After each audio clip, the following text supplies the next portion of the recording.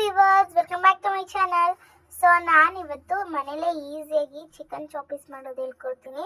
So ಇದನ್ನು ಮಾಡೋದು ತುಂಬಾ ಸಿಂಪಲ್. ಒಂದು 5 ಮಿನಿಟ್ಸ್ಗೆಲ್ಲ ರೆಡಿ ಮಾಡ್ಕೋಬೋದು.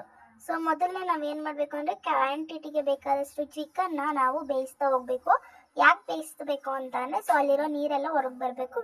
ಅದ್ರ ಜೊತೆಗೆ ನಾವು ಉಪ್ಪನ್ನು ಹಾಕೊಂಡು ಬೇಯಿಸ್ತಾ ಹೋಗ್ಬೇಕಾಗತ್ತೆ. ಆ ನಂತರ 1 ಕಪ್ ಆಯಿಲ್ನ ಹಾಕ್ಕೊಬೇಕು. ಅದಕ್ಕೆ ಒಂದು 5 ನಿಮಿಷ ಬೇಯಬಿಟ್ಟು ಸೊ ನಾವಿಲ್ಲಿ ಒಂದು ಟೊಮೆಟೊ, ಹಾಗೆ ಸ್ವಲ್ಪ ಶುಂಠಿ, ಬೆಳ್ಳುಳ್ಳಿ, ಹಾಗೆ ಪುದೀನ, ಕೊತ್ತಂಬರಿ ಸೊಪ್ಪು, ಮೆಣಸಿನ್ಕಾಯಿ, 1 ಸ್ಪೂನು ಅರಿಶಿನ, ಹಾಗೆ ಇಲ್ಲಿ ಮೆಣಸು ಮತ್ತು ಲವಂಗನ ಹಾಕ್ಕೊಳ್ತಾ ಹೋಗ್ಬೇಕು. ಇಲ್ಲಿ ಮೆಣಸು ಮತ್ತು ಲವಂಗ ಎರಡನ್ನೂ ಹಾಕಿದ್ದೀವಿ ಒಂದೆರಡು. ಸೊ ನೋಡ್ತಿರ್ಬೋದು. ಇದನ್ನೇ ಆ ನಂತರ ಈ ಥರ ಕಟ್ ಮಾಡ್ಕೊಂಡಿರೋವಂಥ ಸ್ಲೈಡ್ಸಾಗಿ ಕಟ್ ಮಾಡಿರೋವಂಥ ಕಾಯಿನ ಹಾಕ್ಕೊಳ್ತಾ ಹೋಗ್ಬೇಕು. ಸೊ ಇದನ್ನೆಲ್ಲ ಹಾಕೊಂಡ ನಂತರ ಒಂದು ರೌಂಡ್ ಏನು ಮಾಡ್ಕೋಬೇಕು ತೋರಿಸ್ತೀನಿ ಯಾವ ಥರ ಮಾಡ್ಕೋಬೇಕು ಅಂತ. ಸೊ ಈ ಥರ ಸ್ಮೂತಾಗಿ ಮಾಡ್ಕೋಬೇಕು.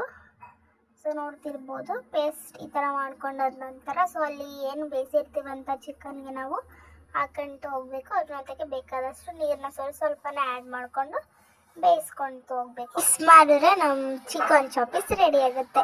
ಸೊ ಈಗಲೇ ಟ್ರೈ ಮಾಡಿ. ಹಾಗೆ ಈ ವಿಡಿಯೋ ಇಷ್ಟ ಲೈಕ್ ಮಾಡಿ, ಶೇರ್ ಮಾಡಿ, ಕಮೆಂಟ್ ಮಾಡೋದನ್ನ ಮರಿಬೇಡಿ. So thank you so much for watching.